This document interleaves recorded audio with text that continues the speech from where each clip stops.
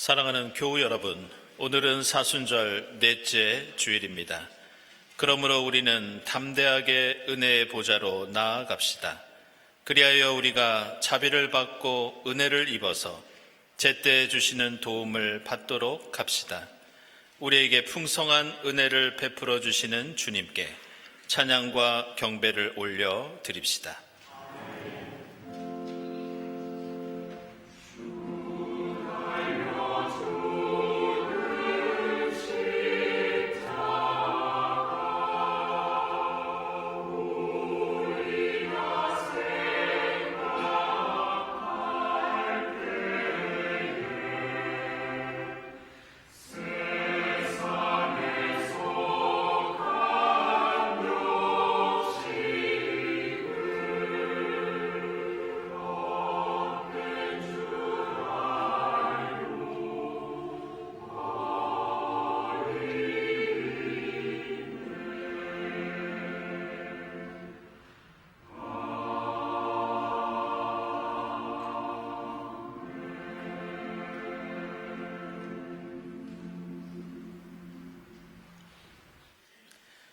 주님은 나의 목자시니 내게 부족함 없어라.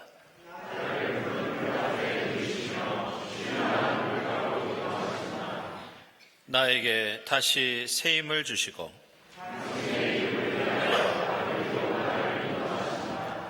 내가 비록 죽음의 그늘 골짜기로 다닐지라도 주님께서 나와 함께 계시고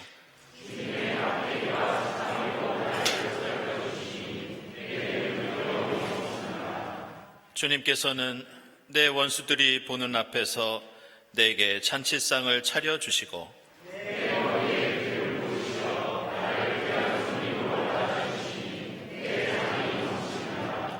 진실로 주님의 선하심과 인자하심이 내가 사는 날 동안 나를 따르리니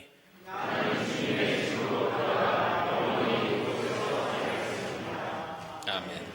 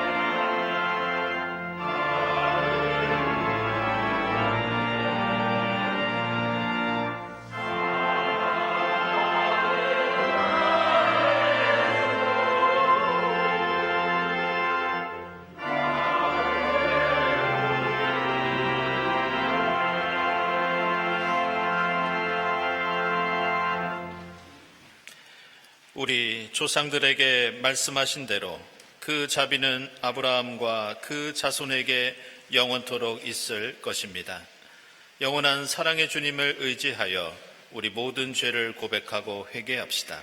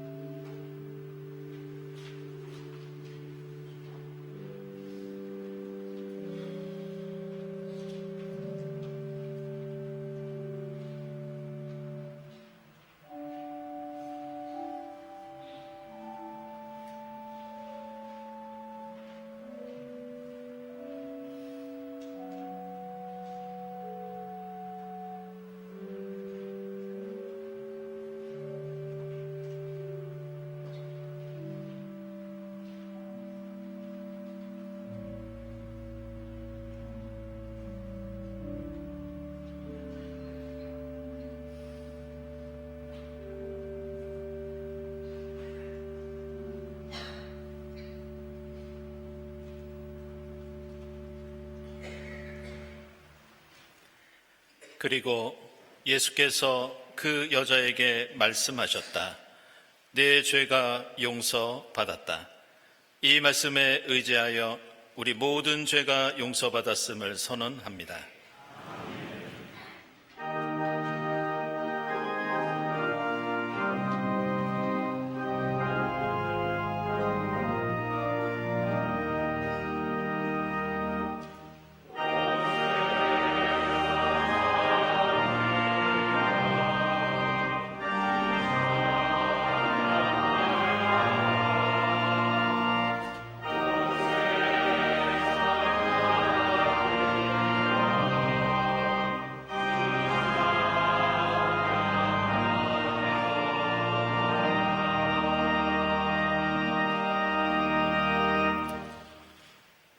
구약의 말씀은 사무엘상 16장 10절에서 13절까지의 말씀입니다.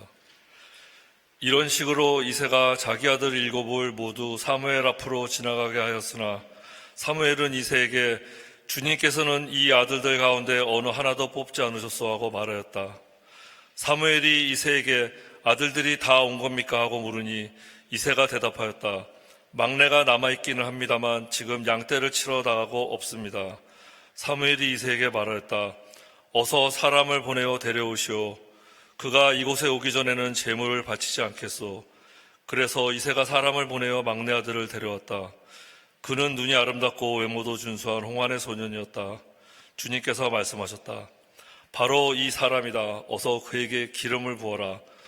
사무엘이 기름이 담긴 뿔병을 들고 그의 형들이 둘러선 가운데서 다윗에게 기름을 부었다. 그러자 주님의 영이 그날부터 계속 다윗을 감동시켰다. 사무엘은 거기에서 떠나 라마로 돌아갔다.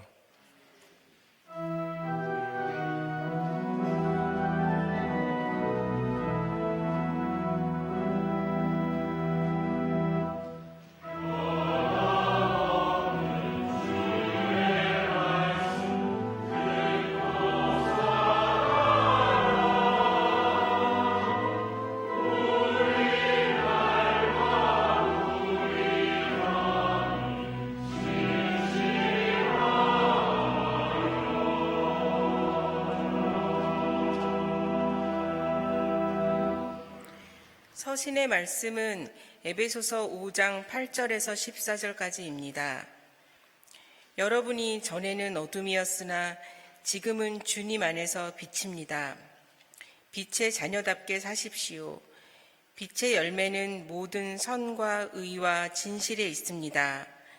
주님께서 기뻐하시는 일이 무엇인지를 분별하십시오. 여러분은 열매 없는 어둠의 일에 끼어들지 말고 오히려 그것을 폭로하십시오. 그들이 몰래 하는 일들은 말하기조차 부끄러운 것들입니다. 빛이 폭로하면 모든 것이 드러나게 됩니다. 드러나는 것은 다 빛입니다. 그러므로 잠자는 사람아 일어나라. 죽은 사람 가운데서 일어서라. 그리스도께서 너를 환히 비추어 주실 것이다 하는 말씀이 있습니다.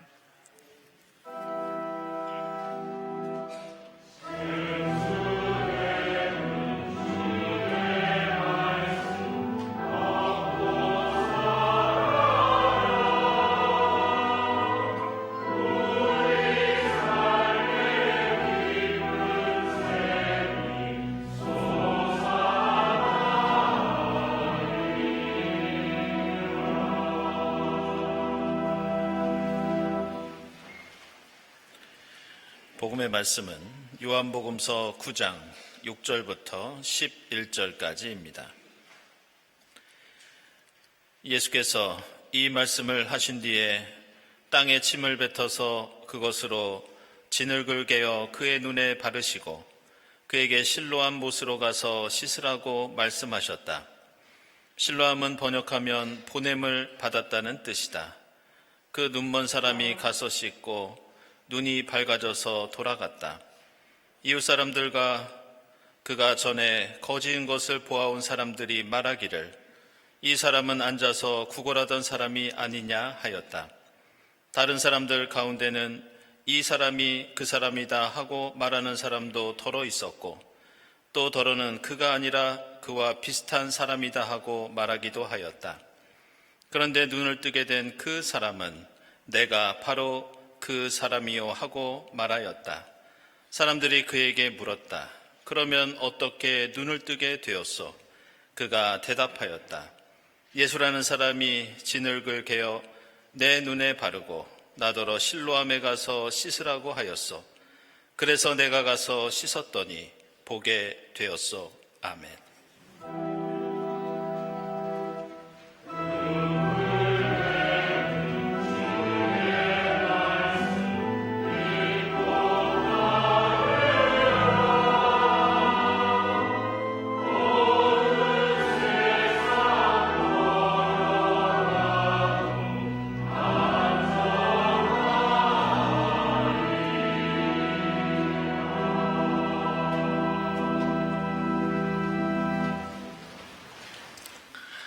친교와 소식 시간입니다. 오늘은 사순절 네 번째 주일입니다. 이 자리에 함께 하신 교우들 또 온라인으로 예배드린 교우들 환영합니다. 우리 교회 예배 처음 참석하신 분들 환영하고요. 교회에 대해서 궁금한 점 있으신 분들은 세교우실을 찾아주시기 바랍니다. 우리 주위에 계신 분들과 함께 평화 인사 나누겠습니다. 주님의 평화를 빕니다.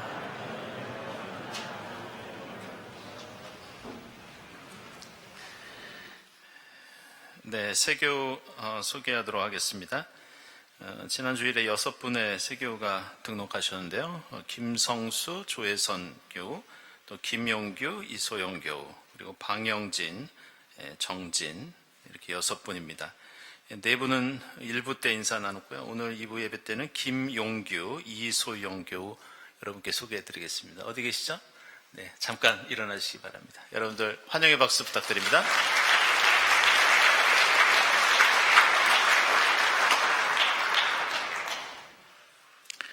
네, 교우 소식입니다. 지난번에 알려드린 대로 우리 정숙희 집사님 어머님 되시는 이청원 성도님 향년 85세를 일기로 지난 8일에 소천하셔서 은혜 가운데 장례를 잘 마쳤습니다. 저희들 1부 때 함께 위로 인사 나눴고요. 여러분들 유족분들 위해서 계속 기도해 주시기 바랍니다.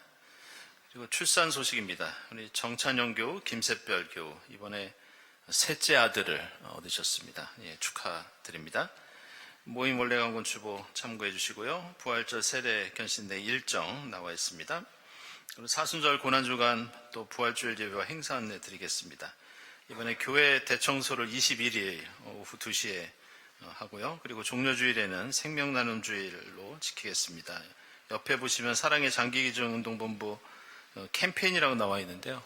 우리 교회에서 몇 년 전에 장기기증 캠페인을 벌인 적이 있습니다. 그래서 그 사이에 우리 교회 새로 등록하신 분들도 많고 또 그때 마쳐 못한 분들도 있기 때문에 저희들이 종료주일에 이 캠페인을 다시 한번 벌이도록 하겠습니다. 세종목요일 예배 세수식 성만찬 진행되고요. 그리고 성금요일에는 저희들이 테네브레 음악 예배를 좀 드리겠습니다. 테네브레는 이게 라틴어인데요.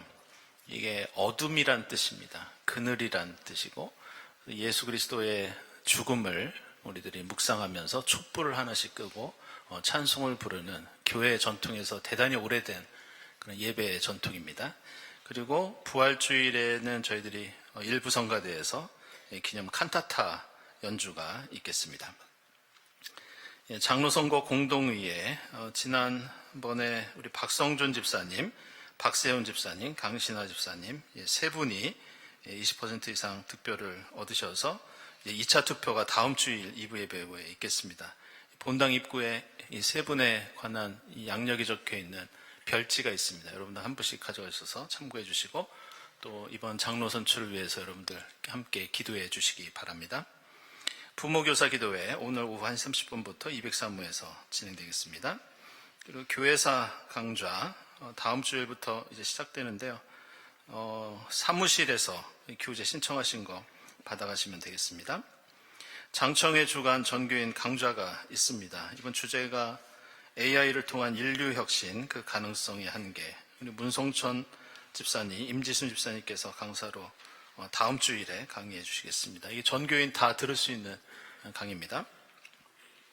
사순절 음악회 돌아온 주간에는 고혜빈, 남궁혜민 선생님께서 연주해 주시고요. 구역예배 안내되어 있습니다. 다음 주일 예배위원 감사드리고 감사헌금, 선한 이웃헌금 하나님께 드립니다. 그리고 오늘 점심에 장례를 마치고 우리 심정기 장로님, 정순기 집사님 가정에서 떡을 대접해 주셨습니다. 함께 드시고 또 위로의 시간 나누시기 바랍니다. 기도드리겠습니다.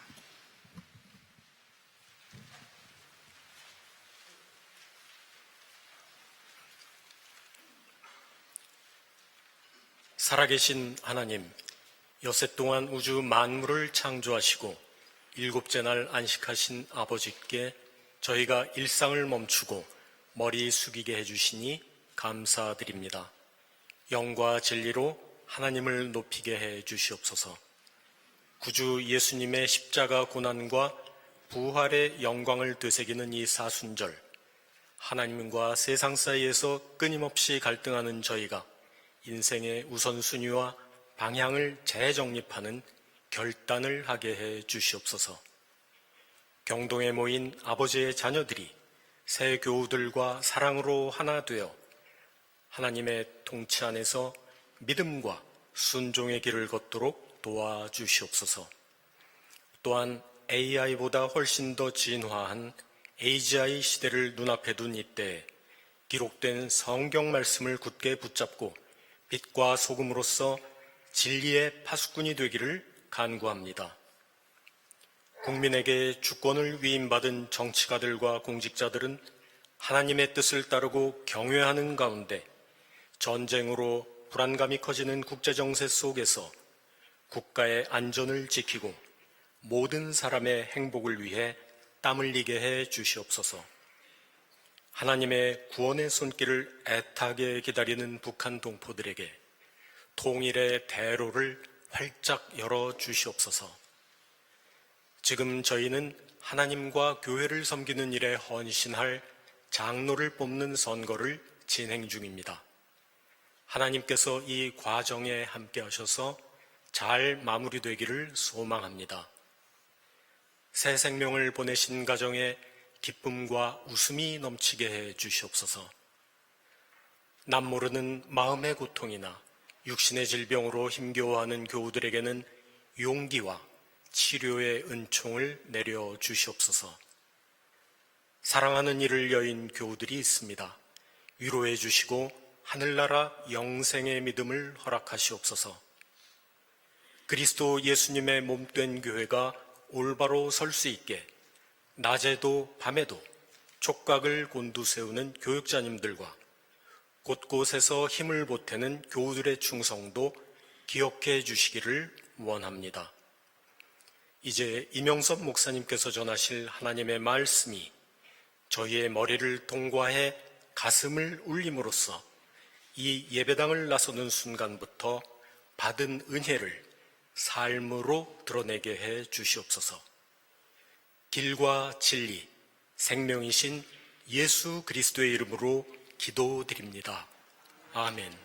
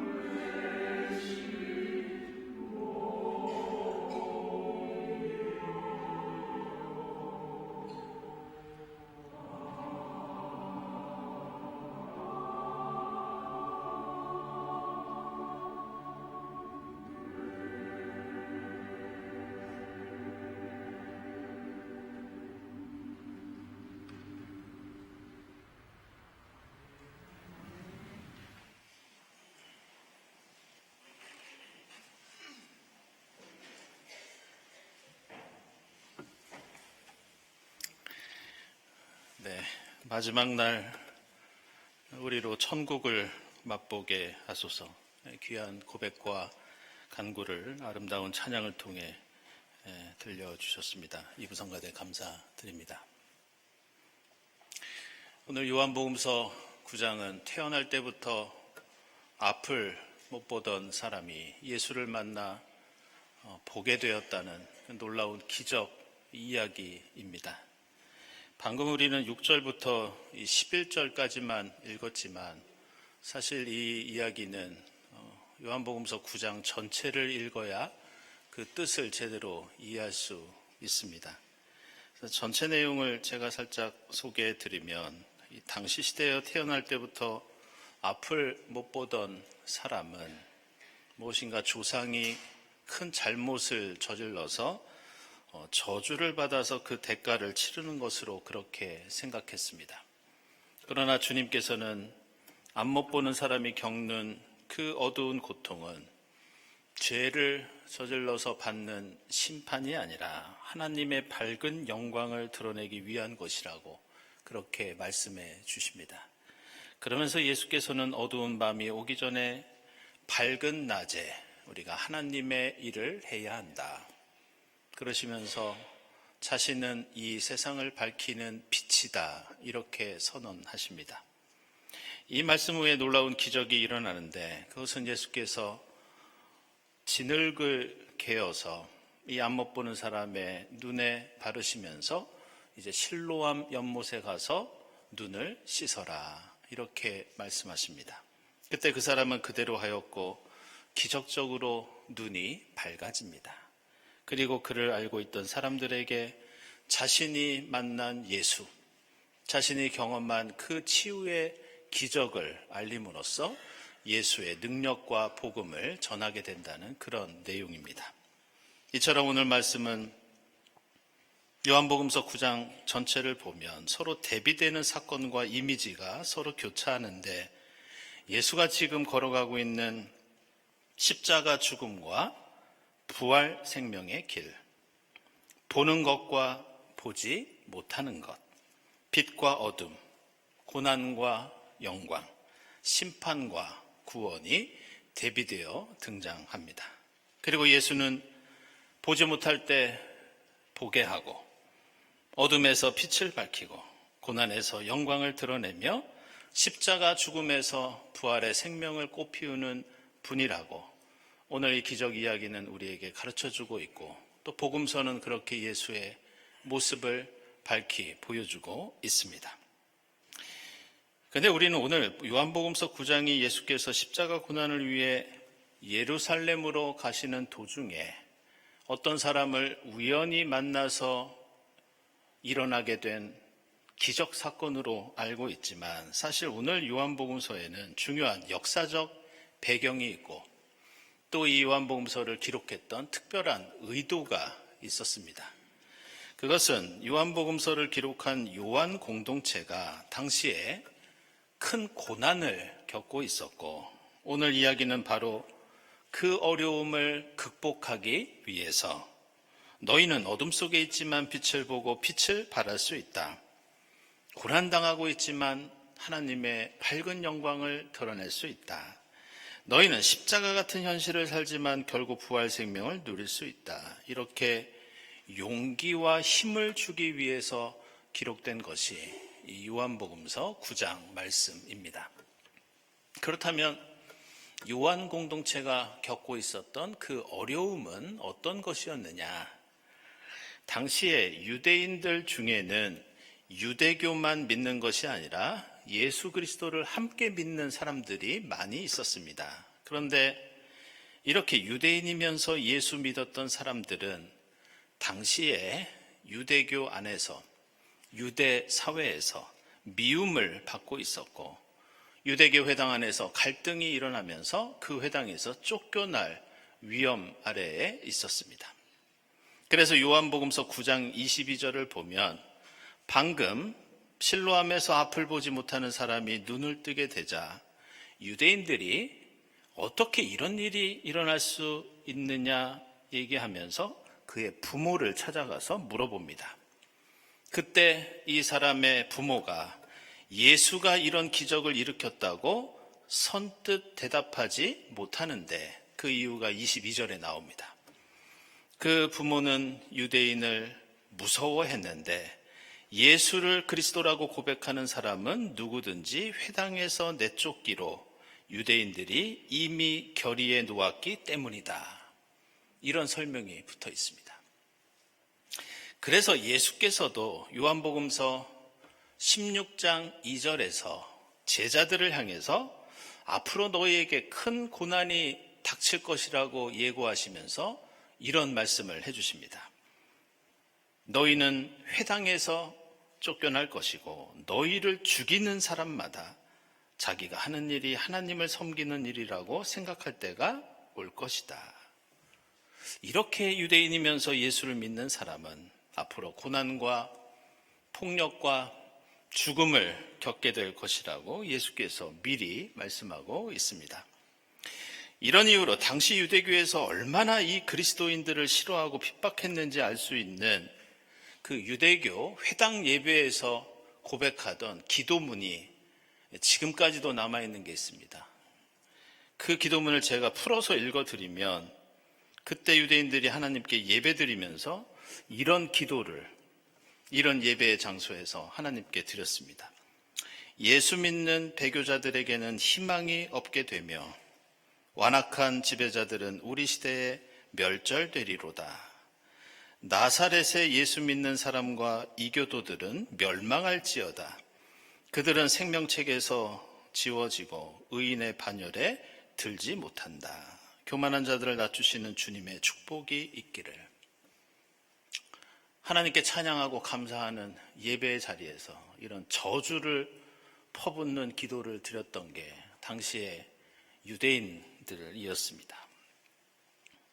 이처럼 당시 그리스도인들은 차별과 억압을 받고 있었고 언제 폭력을 겪고 언제 죽음을 당할지 모르는 상황이었습니다. 게다가 그리스도인은 이런 유대교가 아니더라도 이미 로마 제국에 의해서 박해를 당하고 수많은 사람들이 고통을 당하고 있었습니다. 따라서 오늘 우리가 읽은 요한복음서 말씀은 단순히 나면서부터 앞을 보지 못하는 사람이 다시 보게 되는 기적 이야기 이상의 의미를 담고 있습니다. 그것은 바로 우리 그리스도인은 주님을 통해서 새롭게 다시 눈뜬 사람들이지만 우리의 삶은 여전히 많은 고난과 어려움으로 가득 차 있다. 그러나 우리의 삶과 신앙은 십자가 고난만으로 끝나는 것이 아니라 예수가 보여줬듯이 부활 생명으로 이어진다. 우리의 어두운 현실은 빛이 될 것이며 고난은 밝은 하나님의 영광이 될 것이다. 바로 이런 위로와 용기가 오늘 실로암 이야기를 요한복음서에 기록했던 중요한 이유와 목적이었습니다. 그런데 우리가 한 가지 더 주목할 것은 오늘 이 실로암 이야기 속에는 고난 가운데서 우리가 어떤 믿음을 가지고 살아야 하는지 그것을 구체적으로 보여주고 가르쳐주는 중요한 한 대목이 등장합니다. 그래서 오늘 말씀 보시면 본다라는 말이 몇 번 나오고 특별히 이 본다라는 말은 이 헬라어로 블레포 이렇게 부릅니다. 근데 오늘 실로암 이야기에는 나면서부터 보지 못하는 사람이 예수를 만나고 놀라운 기적을 체험한 다음에 자신의 경험을 사람들에게 알리면서 오늘 마지막 절에서 이렇게 소리칩니다. 보게 되었어. 오늘 우리가 읽은 말씀의 마지막 문장입니다. 보게 되었어. 여기서 사용한 단어가 매우 흥미로운데 이것은 그냥 본다는 뜻의 방금 말씀드린 블레포가 아니라 다시 본다는 뜻의 아나블레포입니다. 근데 엄밀히 생각해 보면 오늘 실로암에서 이 눈뜬 사람은 시력을 잃었다가 다시 보게 된 사람이 아닙니다. 그는 나면서부터 보지 못하는 사람이었고 태어날 때부터 이 세상을 단 한 번도 봤던 적이 없는 사람이었습니다. 그렇다면 왜 요한복음서는 그냥 본다는 뜻의 블레포가 아니라 아나블레포, 다시 본다는 단어를 마지막에 선언하듯이 사용하고 있는가? 주목할 것은 여기서 아나라고 하는 접두어가 다시라는 뜻도 있지만 이 단어는 원래 하늘을 가리키는 말입니다. 위쪽을 상징하는 말입니다. 따라서 아나블레포는 다시 본다는 뜻만이 아니라 하늘을 우러러 본다, 이런 뜻을 가지고 있습니다. 성경에서 하늘을 우러러 본다는 이 아나블레포는 매우 특별한 의미를 가지고 있습니다. 예수께서 오병이어 기적을 베푸실 때 예수께서는 아나블레포, 하늘을 우러러 기도하셨고, 물고기 2마리와 보리떡 5개로 5,000명 이상이 배불리 먹는 놀라운 기적이 일어납니다. 마가복음서 7장에서는 들리지 않고 말 못하는 사람을 치유하실 때, 이때 예수께서는 하늘을 우러러 기도하셨고 이들이 치유되는 놀라운 기적이 일어납니다. 요한복음서 11장에서는 예수가 하늘을 우러러 기도드릴 때 죽은 나사로가 다시 사는 충격적인 기적이 일어납니다. 무엇보다 이 말은 창세기 15장 5절에서 하나님께서 아브라함을 데리고 바깥으로 나가셔서 너는 저 하늘을 쳐다보아라. 네가 셀 수 있거든 저 별들을 세어보아라. 너의 자손이 앞으로 저 별처럼 많아질 것이다. 바로 하나님께서 아브라함에게 약속해 주시고 복을 내리실 때 하늘을 보아라 말씀하셨고, 그 말이 나중에 70인역에서 헬라어로 번역될 때 바로 아나블레포가 됩니다. 따라서 오늘 마지막 절에서 나는 이제 하늘을 우러러보며 살게 되었소, 이 사람이 외친 것은 단순히 나의 시력이 회복되었다고 기뻐만 한 것이 아니었습니다. 나는 이제 메시아 예수를 만났고 하나님의 언약 백성이 되었으며 하나님 바라보며 은혜와 기적을 맛보며 살게 되었다는 그 기쁨과 감사의 고백이 이 외침 속에 담겨 있습니다. 그리고 요한복음서 기자는 이 이야기를 통해서 유대교에 탄압받고 로마 제국에 핍박받는 초대교회 그리스도인들에게 바로 우리가 하늘 바라보며 사는 사람들이라고 말씀해주고 있습니다. 바로 우리가 하나님의 언약의 백성이며 예수를 만난 기적과 은혜의 사람이라고 그 핍박과 박해의 상황 속에서 위로와 힘을 주고 있는 것이 이 실로암 이야기입니다. 그 일본의 그 도쿄에 가면 참 좋은 그 미술관이 많이 있습니다. 그 중에서 가장 유명한 것이 그 우에노 공원에 있는 국립서양 그 미술관입니다. 특별히 그 미술관은 이 건축가 르 꼬르비지에가 설계를 해서 유네스코 문화재로도 지정되어 있는 이 세계적인 미술관인데요.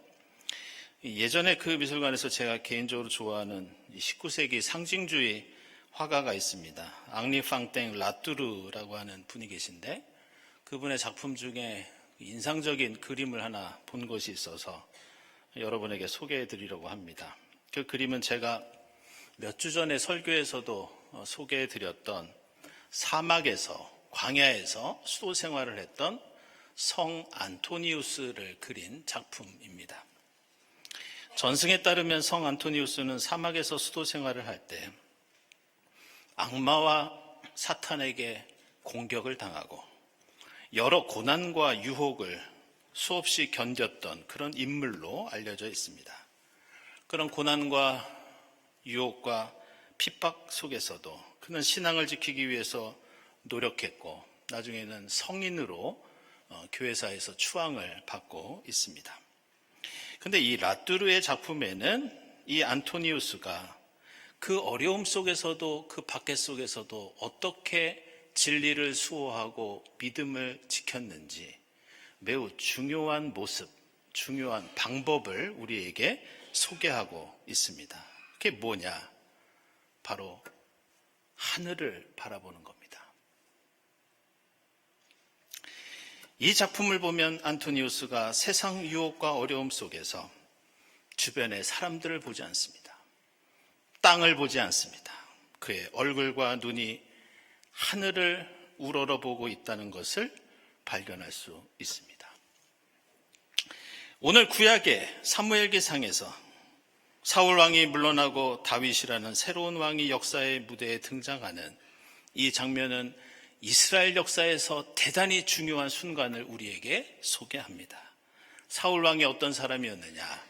외모가 출중하고 능력이 많고 사람들에게 인기가 많은 인물이었고, 다윗은 반대로 한 집안의 막내로서 키가 작고 카리스마가 부족했던 그런 사람이었습니다. 그렇다면 왜 사울 왕은 어느 날 갑자기 몰락하여서 역사의 뒤안길로 사라졌고, 왜 부족했던 다윗은 역사상 가장 위대한 왕으로 지금까지 기억되고 있는가? 그것은 사울 왕은 땅만 쳐다보던 사람이었습니다. 인기가 높아지고 많은 능력을 갖추면서 그는 점점 하늘로부터 눈을 떼기 시작합니다. 부와 권력을 쥐게 되자 하나님 없이도 살 수 있다고 교만해졌고, 하늘 무서운 줄 모르고 살았던 사람이 사울입니다. 그에 비해 다윗은 허물도 많고 잘못도 많고 약점도 많았지만 항상 하늘을 바라보며 살아갑니다. 죄를 짓더라도 하늘 보며 회개하였고, 성공을 거두었을 때에도 하늘 보며 감사했고, 견디기 힘든 고난 가운데 있을 때에도 하늘을 보며 하나님이 주시는 힘과 용기로 살았습니다. 하늘 무서운 줄 알면서 백성을 공평과 정의로 다스리기 위해서 노력했던 사람이 다윗이었던 것을 우리는 알 수 있습니다. 사랑하는 여러분, 우리는 십자가 고난의 길을 가시는 주님 바라보면서 이 사순절 네 번째 주일을 맞이하고 있습니다. 우리는 세상 고난과 슬픔 가운데 신음할 때가 많이 있고, 세상 풍조와 가치관에 유혹받을 때도 자주 있습니다. 우리의 사회와 역사는 전쟁과 폭력과 죽음의 어둠으로 가득 차 있어서 우리는 한 치 앞도 볼 수 없는 암흑 속을 살고 있다고 느낄 때가 많이 있습니다. 그러나 오늘 말씀은 우리 그리스도인은 바로 하늘을 우러러보며 사는 존재라고 우리에게 위로해주고 가르쳐주고 있습니다. 하늘을 볼 때 환난과 핍박을 이길 지혜와 용기를 우리는 얻을 수 있습니다. 하늘을 볼 때 우리는 하나님의 언약을 기억하면서 이 광야 같은 인생길을 걸어갈 힘을 얻게 됩니다.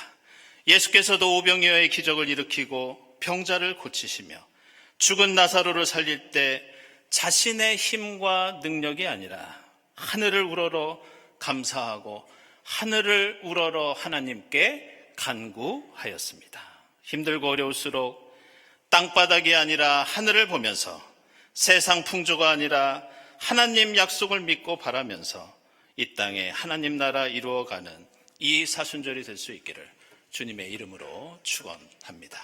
기도하겠습니다.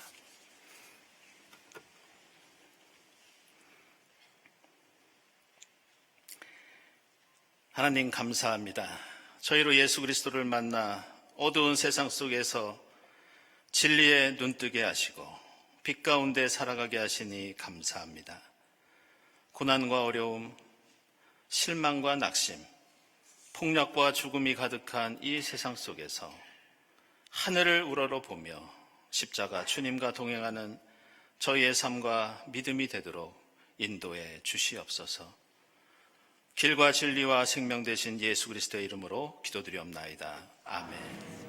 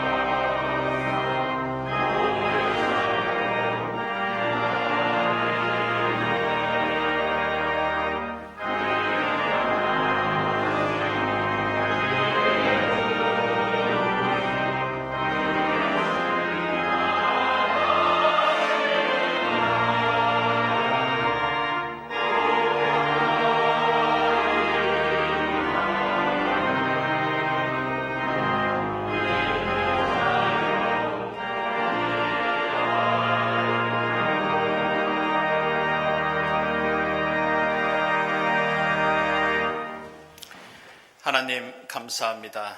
저희로 지금 여기까지 에베네셀로 지켜주시고 인도해 주셔서 거룩한 주일 하나님 앞에 나와 함께 예배드리게 하시니 감사합니다.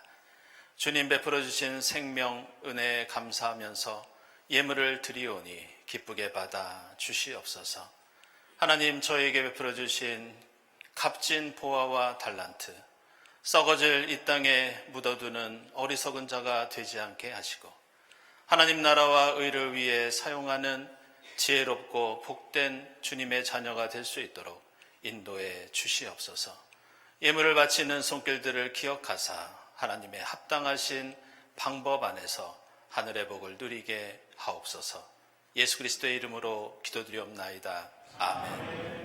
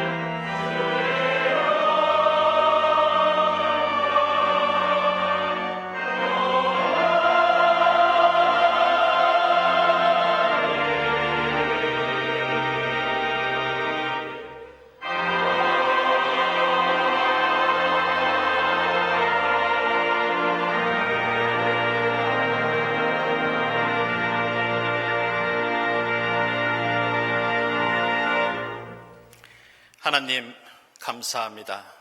저희로 예수 그리스도를 만나 진리에 눈뜨게 하시고 이 어두운 세상 속에서 주님과 함께 빛 가운데 걸어가게 하시니 감사합니다. 하나님, 저희가 살고 있는 이 땅은 고난과 어려움, 환난과 핍박, 전쟁과 폭력과 죽음으로 가득 차 있습니다. 이 가운데 저희로 하늘을 우러러 바라보게 하시고 주님과 함께 이 땅에 오병이어의 기적과 죽은 나사로가 사는 생명의 역사 읽어갈 수 있도록 인도해 주시옵소서. 이 모든 감사와 기원 위에 성부와 성자와 성령 삼위일체 되신 하나님의 은총이 지금부터 영원까지 함께하옵시기를 간절히 축원하옵나이다. 아멘.